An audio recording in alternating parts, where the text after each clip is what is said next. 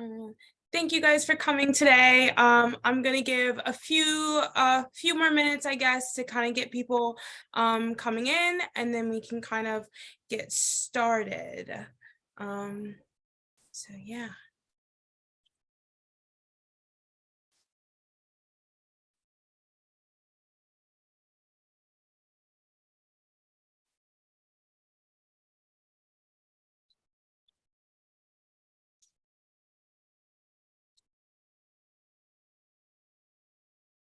Mm, uh, to make use of our time, make sure we have time for everything. I'm going to go ahead and get started. I hope everyone is having a marvelous Thursday.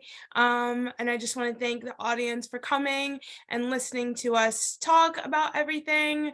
If you aren't aware, we have come together to kind of talk about college and transitioning into higher education. As some people aren't aware that there's people with disabilities aren't seen to go into higher education. It is kind of a shock to some people. And so we kind of want to change that stigma.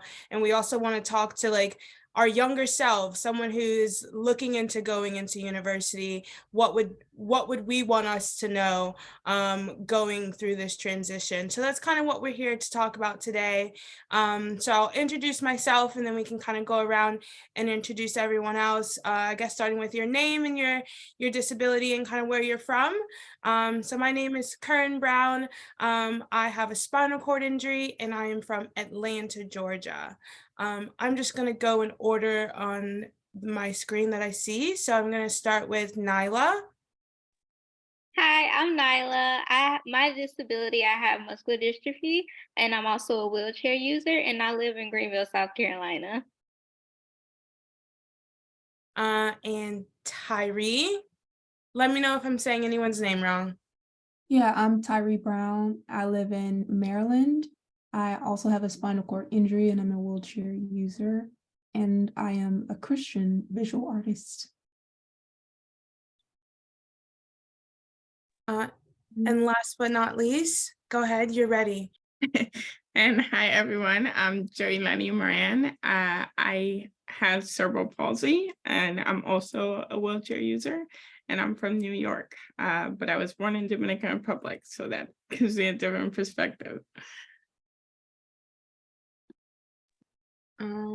Well, thank you guys. I feel like we can jump right into talking about college and higher education.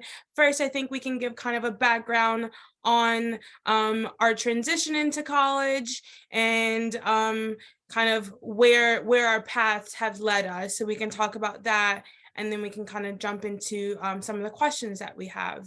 Tyree, do you want to go first? Absolutely.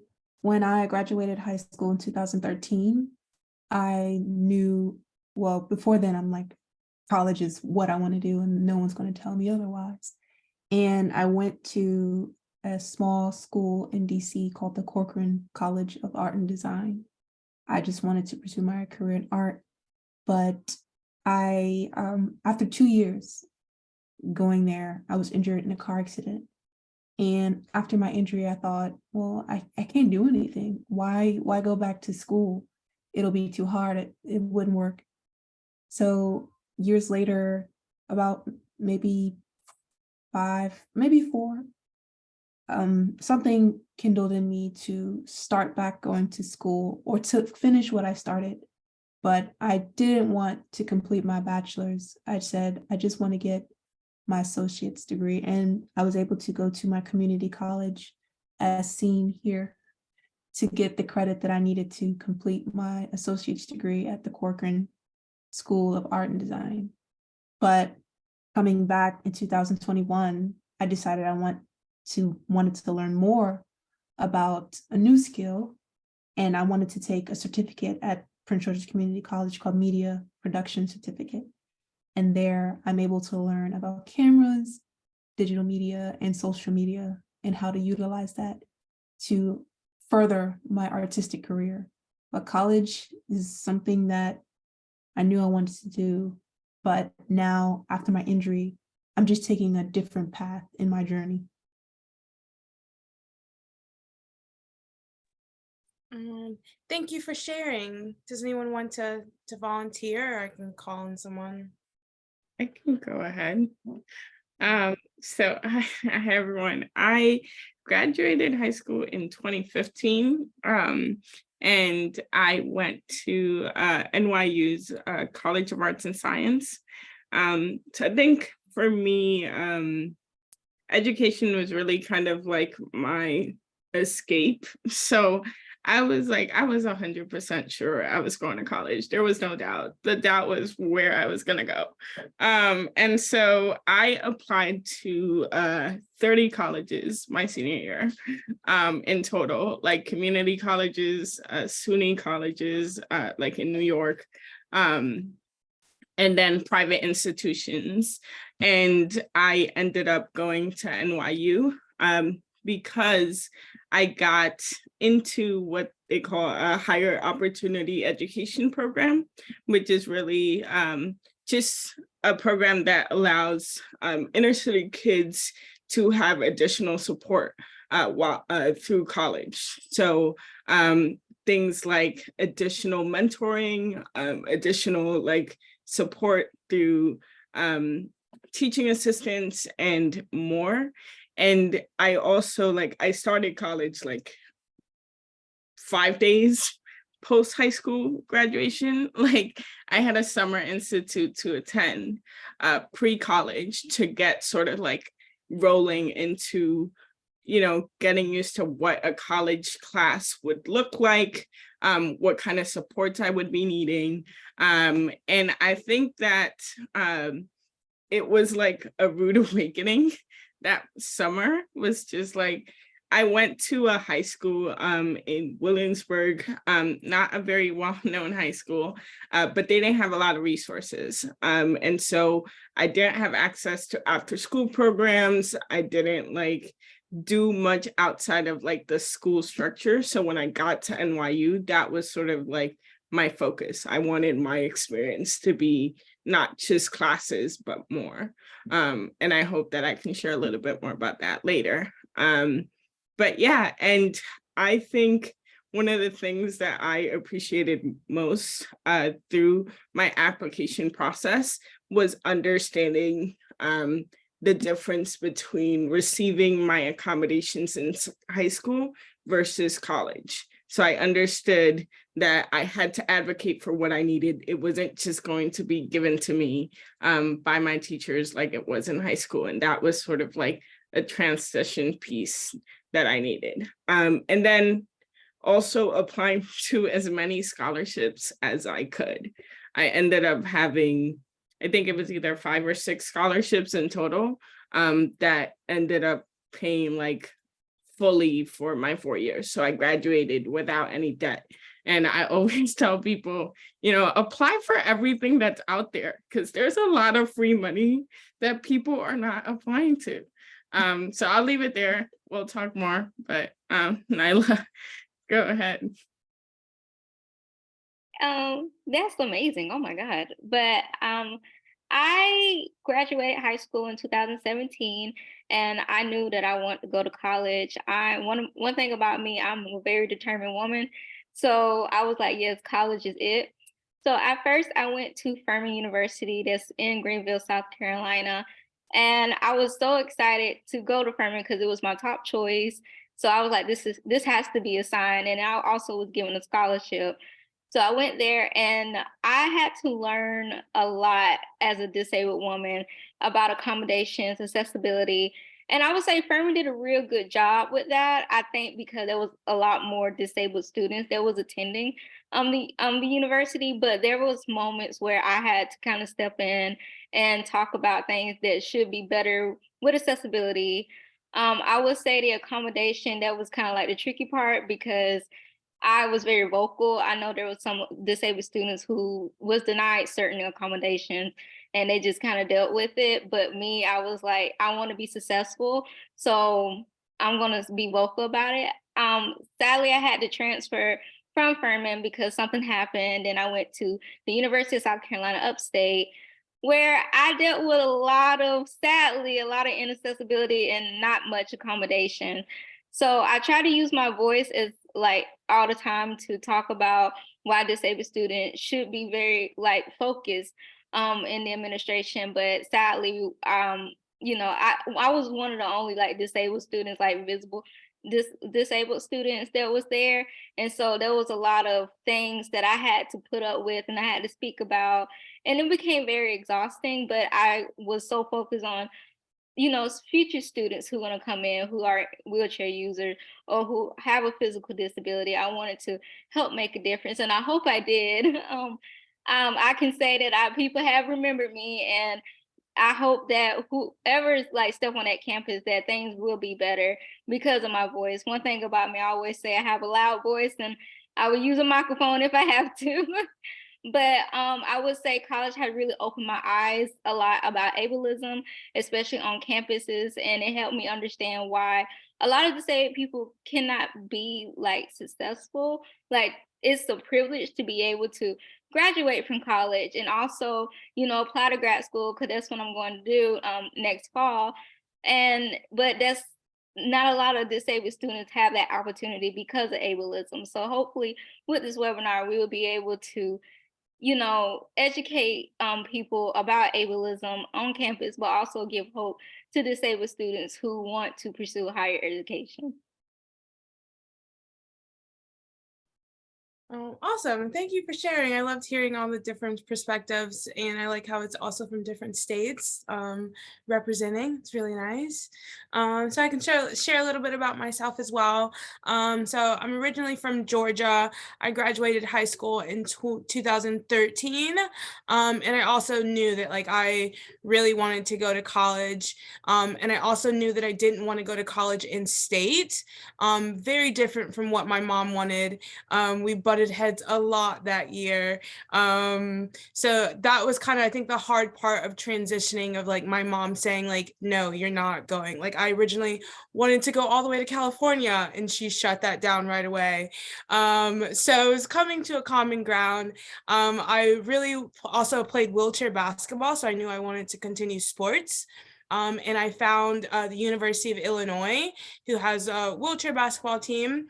And so I decided like that's where I want to go. I went for a summer, and it's also really big in disability services. So the campus is very well versed with disability accommodations. I did learn coming there, it's like they said, it's not just handed to you. Even though it is there, you have to go out and ask for it and know what you want. But that's kind of what led me there. I was like, this place is awesome. The basketball, it's accessible. So that's where I decided to go. I didn't get in my first year coming out of high school. So I ended up going to a college in Georgia called Georgia Southern for a year to bring up my grades. And then I transitioned to University of Illinois. So I was there for 4 years. I also played wheelchair basketball. So I was on a wheelchair basketball scholarship. So that helped cover the cost of school, because without scholarships would not have been able to go to that school. So like Jojo said, like scholarships are helpful. So that's why I majored in kinesiology as well. And then afterwards, I kind of moved back home. I graduated, moved back home, tried to figure out kind of what's next in life. I worked for a bit, and then I realized like I didn't really know what I wanted to do. So I decided to go back for my master's. But I also didn't really know where. I'm a type of person that just kind of wants to get and move places. So I decided to try to go overseas. So I ended up looking for schools in Europe. And I found a grad school in London. So I went there for my master's, which was a completely different experience of going from an undergrad school in the States, undergrad, completely accessible, so many disability services, going to like somewhere else that's just not on the same level, and really having to like advocate for yourself and saying what you need. And if it's not available, saying, okay, this is how it should be, this, we can make it work, even though this isn't what you're used to. So that was a bit of an experience. And then I just graduated from there last December. So yeah, that's kind of my journey. So yeah. Thank you for sharing, everyone. I do want to plug two things just because we're talking about transitioning into college, and I feel like these are good documents and resources that I feel like I would have needed, but also other people out there. So a part of the Christopher and Dana Reeves Foundation, they have a pamphlet called Navigating and Transitioning to College with Paralysis. So it can be found on their website, but also it can be in print form. The link is going to be in the chat. If you don't have access to the chat, I'm pretty sure that you can go on Christopher and Dana Reeves Foundation website and type in the search engine Navigating and Transitioning to College with Paralysis, and it should come up. It has a lot of resources, tips and tricks, and things that you to look for when transitioning to college. Another organization that partners with Christopher and Dana Reeves that I think would be really helpful, would have been really helpful for me, is called Accessible College, and it's a college transition program. And since they're partnered with Christopher and Dana Reeves, they supply a free service, I think 3-hour service or consultation and chat about transitioning to college. What do you need? What are you looking for? There's limited spots, so you can go to the website. The link is in the chat, but you can also call. And so I'll give you the number. If you don't have access to the chat, you can call 1-800-539-7309. So those are ways that you can kind of get a head start and really be brainstorming and make that transition into college a lot easier and smoother. So just wanted to chat about that really quickly. And so now we can kind of move into the questions about things. I kind of want to start with Nila because she mentioned this about how her university kind of wasn't that accessible. And so how was college? How are your college campus, like how accessible are they, especially as a wheelchair user? What was that a thought process when choosing your school, and how did you navigate that? Yeah, so when I visited Furman, when I was deciding which college I wanted to go to, I remember the tour and it was very accessible. There were ramps everywhere. The rooms was very accessible. They had showed me like where I would be staying, and it had a button, like a button that I can press and it opens the door. And I was like, wow, I've never seen something like this ever. And it was like I was able to access each building without any problem. And also the disability service there, they have a golf cart. So if it's raining, you can call them and be like, hey, I have class within 30 minutes. Can you pick me up? And they would have the ramp out and everything. They will book you in, take you to class, and they will say, when does your class end? And then you just tell them that they will be right there when your class ends. And so I really love that because I don't think a lot of campuses really think about like weather, especially as a wheelchair user. When I was at USC Upstate, there was times when I had to cancel class because the weather was just so bad. It was no way for me to get to class. And the professor would usually get upset, but I had to explain to them that I'm in a power wheelchair. I can't risk breaking it because it takes forever to get a new one and it takes forever just to get repairs. So I'm not risking breaking my chair just to show that I participate in class. And that really made me realize that professors don't really try to accommodate their disabled students, or really any student at that. And I was trying to give suggestions by saying, hey, there's a way that I can just do like a video call during the class so I can at least show that I'm participating. I'm not like skipping because I don't want to go. I just don't want to risk, breaking my chair. But they wasn't really trying to work with me. I will say during COVID, I think they kind of realized that, video chat and doing classes online is very helpful for a lot of students who go through things in life, especially disabled students. And that's when I kind of start seeing them trying to make change. But it really is upsetting because it shouldn't have to take a whole pandemic for them to actually see that they are capable of giving accommodation and being accessible, especially to disabled students. And if I had to like choose between Furman and USC, I would have to say Furman because they were on top of it. And plus, like each year, they would try to be better and better. I would say USC Upstate, they are starting to get better, but I can tell it's going to take a long time.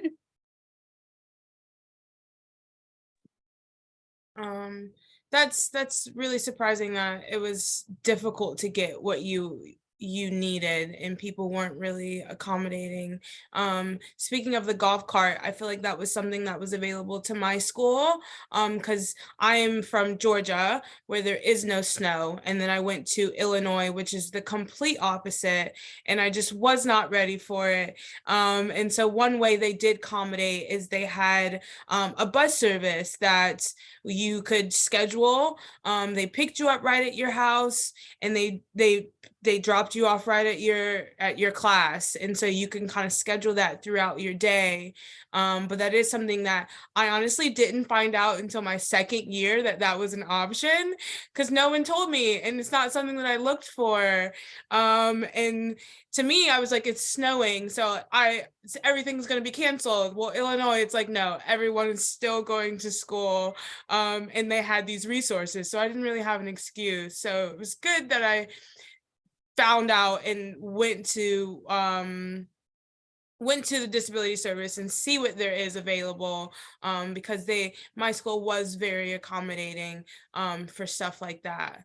So yeah, I'm going to pass it over to Tyree. How was your campus accessibility?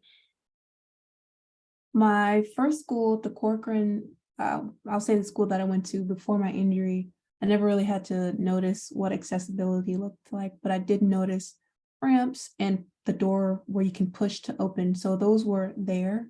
When the Corcoran was brought by George Washington University, and then me coming back to visit the campus, GW just ramped up the accessibility. So there were more options for bathrooms, wheelchair accessibility, for ramps. And just at first there was just that one entrance. You had to go to the back of the school in order to enter, but now they have both entrances that are accessible. Coming back to community college where I am now, it's really, really accessible. The doors had those buttons Nila was talking about where you can press to get into the door. I do notice that there are some classroom doors that I can't open myself. The professor would have to open them, or a student would. And even the bathrooms are accessible themselves, but sometimes if the door is closed, can't get in it. So then I'd have to just linger around the hallway to wait for someone to open the door. But other than that, everything seems to go well at the college. Disability supports, they're really supportive. They know me, like, oh, that's Tyree. Because I didn't know I was supposed to go to disability supports. Well, I was told I was supposed to, but I forgot. And so our vice president at the campus was doing like a student meet and greet, give him your questions or your concerns. So in my mind, I'm like, well, I can go to him and request this particular technology device that I needed, when I should have gone to the disability supports, but I didn't know. But I went to him, he's like, oh yeah, we can get that together.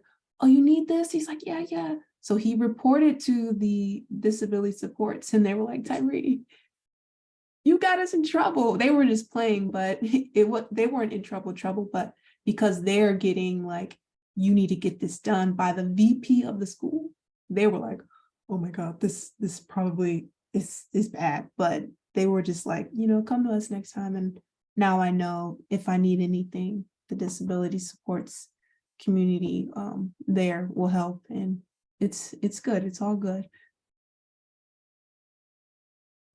Yeah, thank you. Johileny, do you want to chat about navigating NYU? Yeah.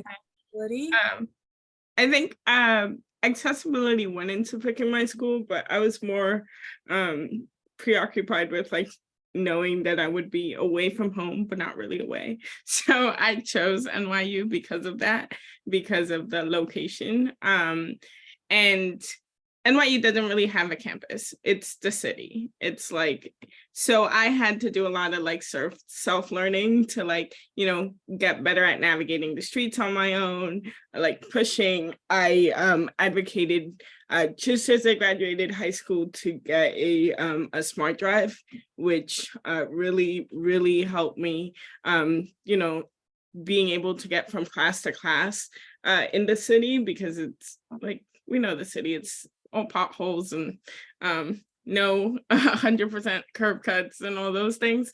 But accessibility was like moderate at NYU. Like it was not great, but I was really vocal and advocated for what I needed. And they managed to follow through with a lot of things. And when I say I was very vocal, is like the first week on campus, I went through all of the buildings that I had classes in to make sure that the buttons were working. And then I reported a whole list of buttons that weren't working to the disability office. And I told them, I have classes in these buildings and I need you to make sure that these buttons are working. So like, it was, for me, it was like, I knew I wanted to be there, but they needed to put in the effort to make sure that I could access those things. And so that was one thing. But I also lived on campus. And so I advocated to ensure that I could make it to class during those like crazy weather instances where, you know, if it was snowing or if it was raining very heavily and I couldn't get from my dorm to the main campus. This was not a service that they provided, but I told them that as a student who lived on campus, I had the same rights as all of my other peers to be able to access the academic resources. And so they made up a system for me to be able to call public safety to drive me from my dorm to the academic campus. They already had buses, but the problem with the buses was I couldn't get to the bus stop because it was snowing and it was raining. So yeah, sure, you have a bus stop, but that's not enough. And so I really, like, I came up with like a whole system where I would explain to them via email, like, hey, this is the problem. I know you're going to tell me this is a solution, but this is why it's not. And we have to come up with a different one. So I had like a whole system, but I did have a great like person at the disability office, like my advisor, who was available 100% of the time. And if I ever had an issue, I would just email her, and I like by the end of the day, the latest, I would get a response. So I really appreciated that. And also I had the support of my opportunities programs because they would fill in gaps that the disability office could not accomplish. For example, there were times when they couldn't do public safety. So my program gave me a stipend to be able to use cabs from class to class. At one point, my wheelchair, well, not one point, several points, my wheelchair broke down. And so they contacted an alum of NYU who was also a wheelchair user and had a spare chair. And they put me in contact with him, and he let me borrow his chair like 3 times. By the end of my like NYU career, they had set aside like funds to buy me a spare chair. Like they really put in the effort to, because they knew that I wanted to be there, and like I was really vocal that it was important to me. And so they noticed the effort and they really tried to give that effort back. And so I did have many challenges, but I did also appreciate the times when they would figure things out and help me. So it wasn't easy, but it worked. That's really important about the disability services. Thank you guys for sharing, and how, even though it's not very great. You have to be vocal, and you have to know what's out there. And I think going back to what I said earlier about Accessible College and their college transition program, they're really good on working with you, working with your disability services on your campus, and they can tell you what's available, and also communicate with you and the disability services, seeing what you need, and can kind of make that transition easier before even getting to college. So I think the Accessible College program could be really helpful. I think they're going to put the link in the chat again if you missed it, but you can also call 1-800-539 7309, and that's to get services for Accessible College. And they are partnered with Christopher and Dana Reeve Foundation, so you're able to get free services if you identify with someone with paralysis. So really good opportunity, and kind of maybe put some of the issues that we have had to rest before you even get to college. So kind of we chatted about how accessible the college campus are, and how the disability services are very accommodating and can help, but your voice also needs to be pretty loud in certain instances. So also kind of now I want to chat about the college events. There's a lot of events going on campus, and how inclusive was it for people with disabilities? What was your experiences? I'm going to start with Tyree. It seems like you're ready. Yeah, we just had an event yesterday where there were women in broadcast. So people in my local media, I live in Maryland, so the DC area. So not all, but there was at least 9 people from local news came to our school and did a panel where we got to ask them questions. And my professor chose me as one of the student questioners to ask the panelists of news broadcasters, women in broadcast, questions. And then all of the events, there's so many, was able to meet other people in local news, just people coming to the campus. And then there are, oh my God, there are food services at my school. They had an event for that. I am a part of our student-led broadcast show. Oh my God, even the leader there, the producer, Miss Mimi, she even helps me with so much. It's I'm so glad I get to go to my community college, because so many events that I would have never thought could happen has happened there. And they make sure there's someone there to help, because I need someone to help me to maybe like grab the food if they have receptions. Man, oh man, it's great. It's good. They make sure. And then because we have a performing arts center, the theaters in there make sure they have reserved spots for wheelchair seating, individuals to help. Kind of the ushers helped me to get wherever I needed to go. There was just always someone there to make sure I was a part of the events. And the events there, I'm just so happy every time. I'm like, what's the next event? I need to go. And that's all I wanted to say. That's an awesome experience. You don't really get that a lot. That's really awesome. That's happy to hear. Johileny, do you have any comments on this one? Yeah. Again, I think it was moderate, not 100%, but they're getting there. And again, it was a part of being vocal, but I think one of the biggest things that I learned at NYU in particular, because it's such a big university, I learned that the best way to like find community and get invited to events and have access to events was to get connected with student groups on campus. So I went to like the Black Student Union, the Latino Student Union, like there was like a club specific for like students of color trying to achieve academic excellence. There were like mentoring programs for students of color who wanted to mentor high school students in the city. like I signed up for everything. And so like people just knew who I was because I would just be at all of the events as possible. And so like if something was wrong, like I either knew like the president of the student club or like one of the board members, and they would like try to help. And so it really was, and it also encouraged me to like do my own like club. I wanted to know more about students with disabilities on campus and how they were experiencing the college experience. And so I learned that there was the Disability Student Union had been inactive for 2 years.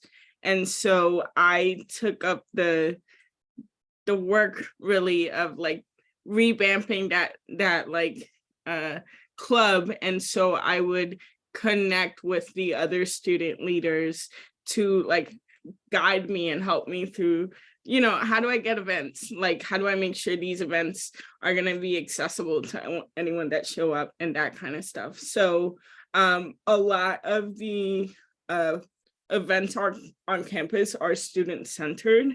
And so they tend to be like, you really just connect with other students and figure it out. And then events in college, like from staff, were really like of the centers, and those were like a hit or miss. Like I went to like orientation for like first year students, and they had like a whole list of like, oh, you take this subway and you go to this stop. And New York City subway system is like 25% accessible, but not really, because half the time, half the elevators aren't working. So I was like, okay, well, I want to go to these events, but I'm not going to use the subway because I'll probably get stuck down there. So, I just figured it out with some of the people organizing it. And if not, I would like find a friend to go with, so that like, if anything happened along the way, I wouldn't be like, ooh, I'm stuck here. But yeah, I think it's just really about like, for me, it was really about like how much I wanted to engage and whether I wanted to be there. There were too many events for me to attend all of them, so I can't tell you about everything.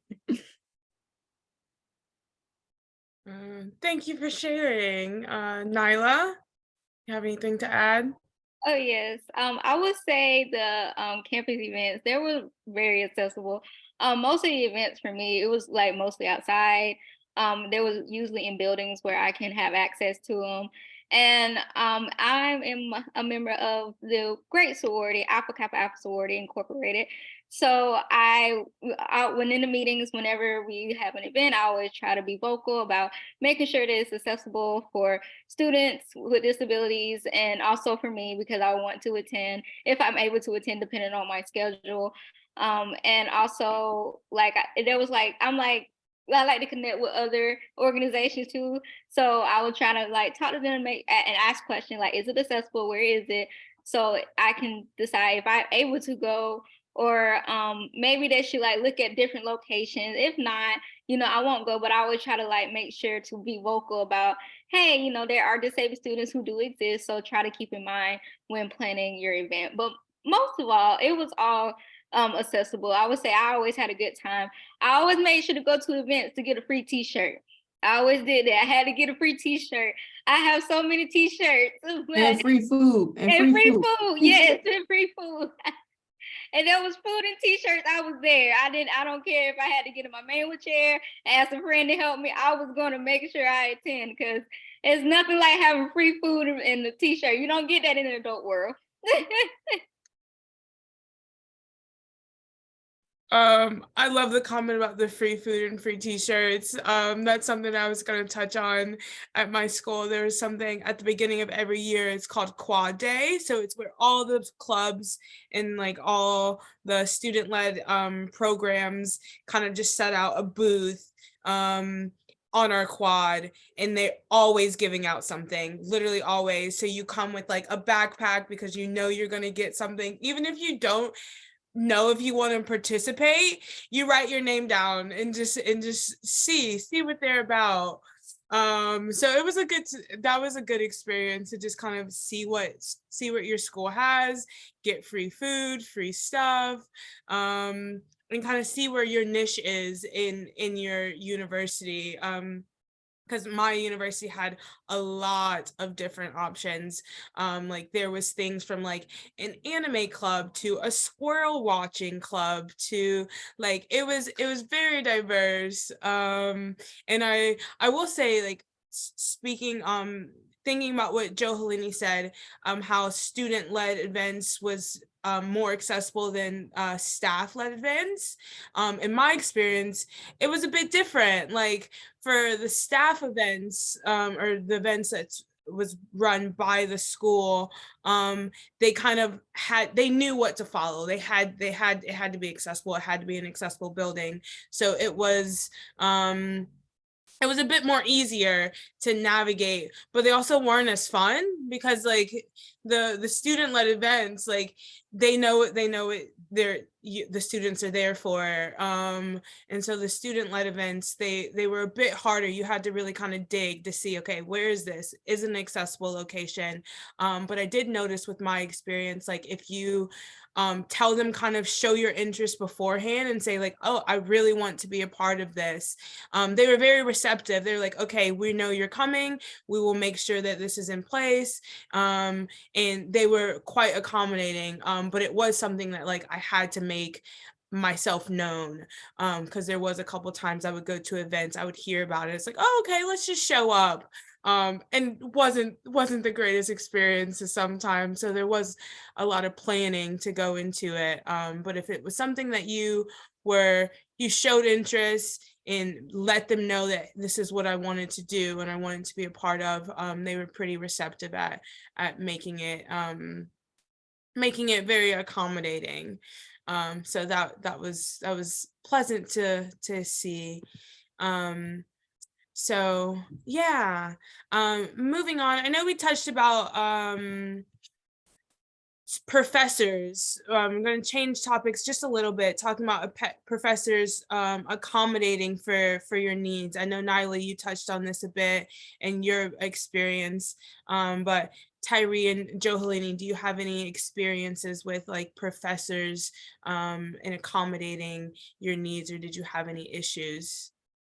Yeah, there's even today, I have to speak with my professor because I have a conflicting schedule with one of my classes. I have church on Wednesday during like same time as the class, and I can ask my bishop, to excuse me from church, but when I would say I love going to college, but if it interferes with just the personal relationship with God and my elevation of knowing who God is, then maybe it's not the best idea. So I'm going to ask my professor if we can work something out to maybe do some sort of FaceTime call, maybe after class or another day, so I can get some instruction. And she is just completely able to do that because I can go to the building, but I'll just be there for 1 hour and get me packing myself into the car, getting out of the car, going upstairs to the campus. It's just too much just for an hour stay when the class is originally 3 hours. So I'm going to talk with her. So far, my other professor, he's the one suggested me to go to disability service for a specific technology need. And we were just going back and forth like, okay, he's like, this is what you got to do. This is what I'm doing. And then he helped me to get to where I needed to get my assistive device. And yeah, they've been very accommodating. Also, what Nila was saying, that after COVID, they started doing Zooms and stuff. I didn't go to school during the COVID era. I kind of came after and then either before. So Zoom class has always been something that has been helpful. If I can't make it to class, then I have that Zoom option. And I feel like a lot of universities are pushing back against the Zoom, but because I'm at a community college, it's community. They want to make sure you're in there and you're getting your classwork done and you're getting instructions no matter how it looks. So I do feel like big universities should kind of like lower their pride a bit and incorporate Zoom more. Because that's why I advocate for community college. I was also a student advocate for community college so community colleges in Maryland can receive more funding for these particular things. And if we do go along in the line, question later, if I'll have more information about community college, because I'm really for it, you know. Yeah, that's cool. I would say that for me, with professors, I had a really good experience. I don't think that I ever had like a professor that was just like, no, I'm not gonna do that because that's too much. I think that one of the things that really helps was that like for midterms and finals, the disability office host students to take their tests. So I never had to like argue with a professor about my testing accommodations, which really takes out like a lot of stress because the test is already stressful enough. I don't want to have to think about whether I'm going to get my testing accommodations or not. And so I really appreciated that I was just, whenever the test was I would go through like the syllabus at the beginning of the semester and submit my timing for the test, midterms and finals specifically at the disability office. So I didn't have any problems with that. And then oftentimes, like, at least in my school, the way they did it is they would send a letter directly to the professor just stating that I would be there and that I'd be using certain accommodations that oftentimes they had nothing to do with. It was just like, listen, she has permission to like record classes. She doesn't share this with anybody. It is just for her to be able to follow through with notes. And I never had a professor come up to me and be like, no, you can't record my class, because it wasn't coming from me. It was coming directly from the disability office. I had once a professor who like requested to change his class location so that it would be easier for me to make it to class, because he noticed that I was coming in like every day 10 to 15 minutes late. And I told him like, I don't want to be late, but it's just the amount of times I have to transfer from my other like class to this class is very little. And as much as I want to be here and I try to be as fast as I can, I just can't make it. And so he talked with the disability office to change his class location so that I could make it to class. And so I feel like professors were generally more understanding in terms of that. And having to take away me as the middle person really helped with a lot of the other things. Yeah, thank you for sharing. We have about 12 minutes left, so I do want to I have one question geared towards Johileny, because she has been a bit quiet about her study abroad experience in college, and so I want her to touch on it. But while she's chatting, I want to open it up to the audience to put questions in the chat. So if you have any other questions that you want us to answer, we can answer it after this. So Johileny, I know this is a pretty cool experience and something that I looked into when I was in university and did not think it was possible. So it's cool to hear your story. Yeah, thank you. I appreciate the time to do so. So I'll keep it short, but if you have more questions, like feel free to hit me up on LinkedIn, Facebook, Instagram, wherever, to learn more. But I did both a study away semester and a study abroad semester while I was at NYU. So I really wanted to like do study abroad. Like I was 100% sure as soon as I made it to like NYU, I was like, I'm going abroad. And they had like this like big campaign of like, hey, like global office, NYU has like 14 different sites all over the world, blah, blah, blah. And I was like, okay, cool. But I didn't feel comfortable like going right away. So I signed up for a study away semester in DC. So I studied in New York. And so I spent a semester in DC where I like interned. I was, getting my accommodations and everything, but I was at a different location. So I learned like what are the things that I needed for my day-to-day. And then that gave me the confidence to really go for the study abroad option. And I did a lot of research, like a lot of research. I studied as a senior, like my fall semester, and that is very uncommon because typically people like to study abroad either their sophomore year or their junior year because it gives them enough time to go back to their original campus and, get together any classes that they need to in order to graduate. But I did a lot of research and I chose to go to London for a semester. And I really enjoyed it. It was not easy. I still had broken equipment. I still had accessibility issues, but we worked it through and it was a fun time. And I got to like travel to like 8 different countries, which was really fun. So I also got to take like important classes for my major, which I didn't share, but it was global public health and sociology. And so they had main public health courses at NYU London. And so I was able to continue my trajectory towards graduation, but I did a lot of research on like how accessible London would be, like what kind of things that would look like. And I had tons of conversations with the disability office, the exchange office, and a lot more. But I really encourage anyone who wants to study abroad to look into it. And I will put a resource in the chat box.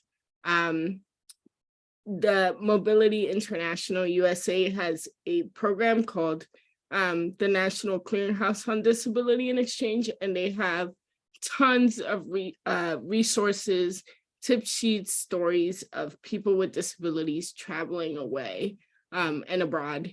And it's really helpful. So if you have a question, I encourage you to send it to them and to explore the website for experiences of other people with disabilities that have done it. Thank you for sharing. I feel like it's an experience that anyone should be able to participate in if they want to, and especially for someone with disabilities. It's a bit forgotten about studying abroad, and we still want to do those things as well. So thank you for those words of encouragement and knowing that it's still possible. So there's one question in the chat that I wanted to ask about. Johileny, maybe you can type it just for time's sake. How was your process with you for getting a smart drive? And then as she's typing that, I kind of want to gear towards Tyree and Nila. Is there anything that you want to, any advice that you want to say to someone kind of transitioning into college? Anything you want to, any last words or anything you want to kind of chat about? Nila, you can go first. Okay. So yes, my advice would be like, don't give up. There have been times when I thought that it was impossible. I was like, oh no, a person like me should not be in college. No, don't give up, because I promise you at the end, it's all worth it. I would say it's very important to have a support group. For me, I have my mom, I have my family. They always encourage me. Whenever I didn't have a voice, there will be my voice for me at the moments. And also, don't be afraid of standing up for yourself.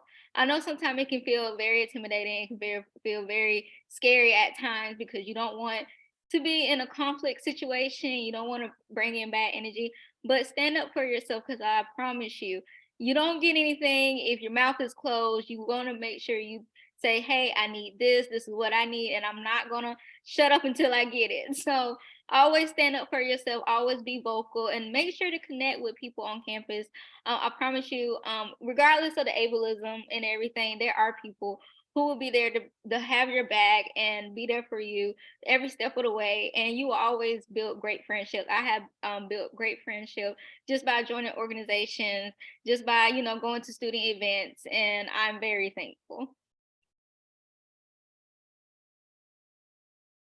If I'll go, don't be afraid to go to community college. Like I was saying before, it's a really good experience. At least knowing community college I've gone to, they're super huge resources. I've learned, I mean, it's on the same, like I said, I've been to a university college before, and the information I receive at my community college is right there. It's the same. I really have not seen a difference. Obviously, maybe with universities, there may be more options. So that's why community college is just 2 years. So do your 2 years here, you'll save money, you'll be a part of the community, then you'll transfer over to a university if you'd like. That's a good way to go. It's not everyone's journey, but if you're still figuring out what you want to do, I highly recommend community college.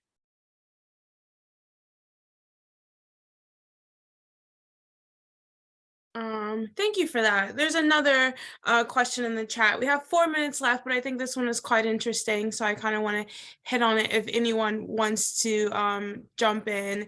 So it says, can you predict some challenges in brand new environments? What are the biggest challenges each of you did or did not expect or predict? Does anyone have something in mind, Nila? I would say one of the biggest challenges I wasn't expecting is the inaccessible with the buildings and sometimes the distance. I assume because you always assume that since a college say there are disability accessible, that you won't have any issues. But then when you get on the campus, it's like, okay, this is the reality. There are some challenges. I thought it would be a little bit easier going, especially living on campus, that I can go to my classes and go to buildings, but it was not accessible. There were times where it was just so difficult. Either I had to skip class or I was late. But I always been vocal about it, try to get some changes. But I think that was just one of the things that I just assumed that it would just be accommodated since it's public, everybody go to college, but it's not accessible like it should be.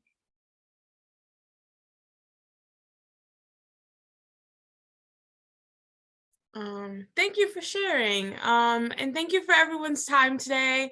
We only have about 3 minutes left. Does any of you guys have any last minute words or advice for anyone out there? Yeah, there's a question talked about someone specific that helped you through college, like a mentor or something. It's the professors that I had, but I'll say there was someone of my school, in my first school, who kind of just nudged me, but they didn't even know they did that. Nudged me into the direction of completing my associate's degree when they just asked me, hey, will you be here at this event? And in my mind, I'm thinking, this event is only for students or individuals who are graduating. And so when my friend said that, I said, maybe this could be that moment where I can be a student and graduate as well. So it may not be someone specifically telling you, go to college. It's just constantly communicating with friends. Don't isolate yourself. Don't think you can, like Nila was saying, don't give up, and just put yourself out there. Friendship, mentorship, all that. Continue to be communicative. I would say, just as a last thought, figure out how to best find community on the campus that you want to go to. I mean, the first semester at NYU, I was so focused on classes and everything that I forgot to have a social life. I was just so focused on I have to continue having great grades and everything, which yes, it's important. I'm not saying it's not, but it's also very important to be able to have connections in college, whether it's with your peers or your professors or anyone on campus. So figure out what is the best way to find community on your campus. On my campus, it was through student groups. I've learned on other campuses is through like cultural centers and other things like that. So just learn how to find community on your campus, because without a support system, it's going to be very hard. Thank you guys so much for sharing. I definitely want to close with the resources that are available with the Christopher and Dana Reeve Foundation. You can go to their website. The link will be in the chat, and it's Navigating and Transitioning to College with Paralysis. It is available in print and the electronic version, and then also their partnership with Accessible College in their college transition program. They have free consultation services through Christopher and Dana Reeve Foundation if you're someone with paralysis. The link will be in the chat, but the phone number to call if you don't have access to the chat is 1-800-539-7309. So thank you so much for coming. Thank you, Tyree, Nila, and Johileny for just sharing your time and your experiences and advice. And I hope everyone has a good rest of their day. Bye.